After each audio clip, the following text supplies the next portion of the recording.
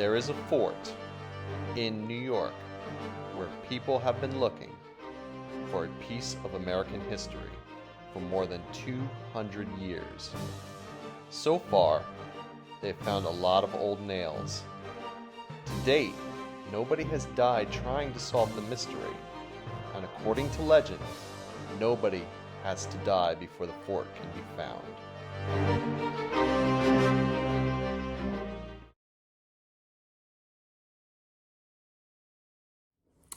So 400 years ago, New York was owned by the Dutch, and the Dutch worked their way into the interior of Orange County via different waterways and old trail routes that followed those waterways. And when the Dutch got here, they started using some of those old Native American trails as roads. The Old Mine Road is believed to be the first 100-mile long road in America, and it followed this Native American trail that had gone from the Delaware River and had connected all the way up through Orange and Ulster counties up to the Kingston, Esopus area. And you have to imagine that besides the main road of Old Mine Road, there was a lot of side trails and interior, paths that went off of that. And the Native Americans could head inland near Port Jervis, cross over the mountains, and get to the top of the Rutgers Hill, which would take them down to the Walk-Hill, which would take them out to the Hudson if they wanted to. So there was this sort of need to connect the waterways, because that obviously makes for easier travel when you have a source of water next to you the entire way. So the Dutch were here, potentially mining. There's talks of gold mines and stuff down in the Delaware Water Gap. There's certainly copper mines. As with anything, when you have a piece of land that's not being heavily defended, there are entities that want to take that over. One of those major entities in the 1600s was England, and King Charles declares around 1660 that he wants New Netherlands for himself. So he sends to the edge of Manhattan 4 British ships, and without having to fire a shot, the Dutch essentially surrender New York over to the British. So the English get here, and they can't agree on where the New York and New Jersey border is. At one point there's an East and West New Jersey. They eventually combine that down to just New Jersey. They start squabbling over exactly where the border is going to be. If you can kind of think of the top of New Jersey as being this diagonal line, it was just how diagonal that line was going to be. And they seem to all have the same starting point towards New York City, but it's whether or not that line was supposed to go up or down.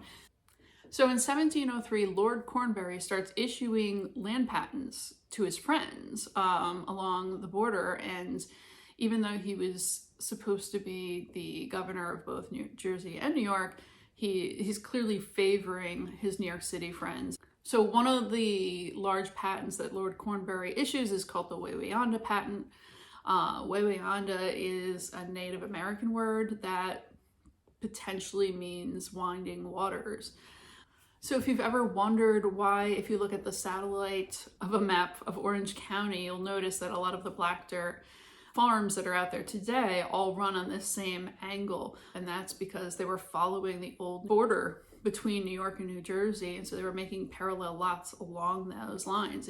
We do have one settler who decides to just carve himself out a chunk the other way, and that's Anthony Rutgers, and he carves out about 600 acres for himself in around 1724. He does get the stream that runs through or right next to his property named after him, and it's called the Rutgers Kill. And so you might be wondering about the Native American population, and they are making land deals with the settlers, although most of those land deals are not beneficial to them. Back to New York and New Jersey, the farmers are literally kidnapping each other and dragging each other across their respective borders and throwing each other in jail temporarily, burning each other's crops.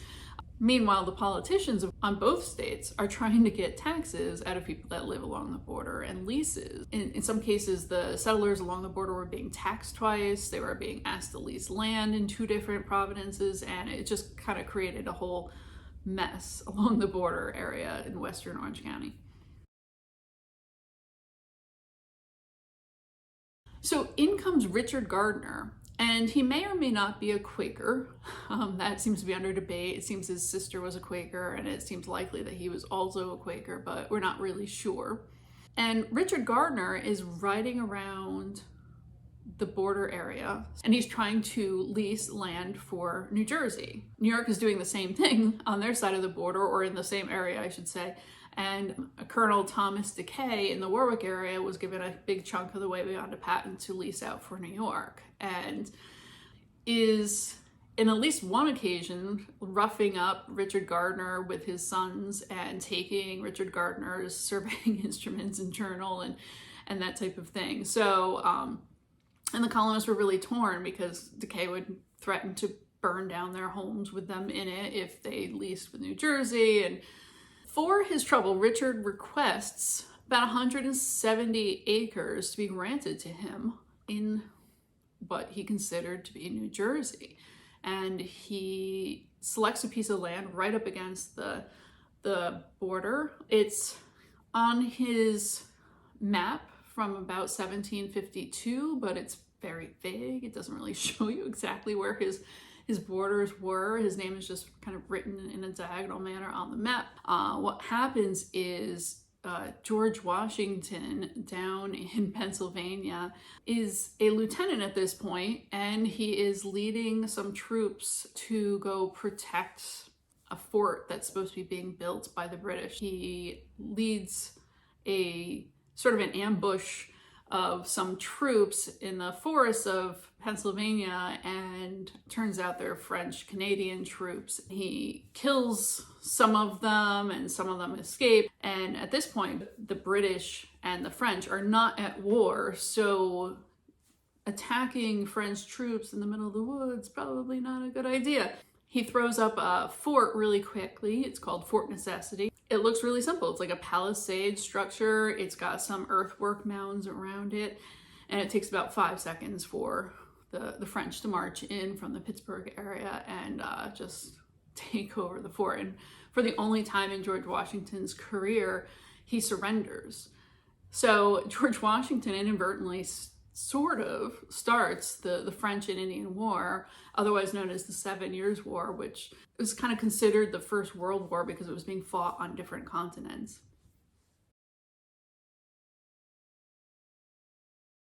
So with the French and the English officially at war, they allied themselves with the Native Americans.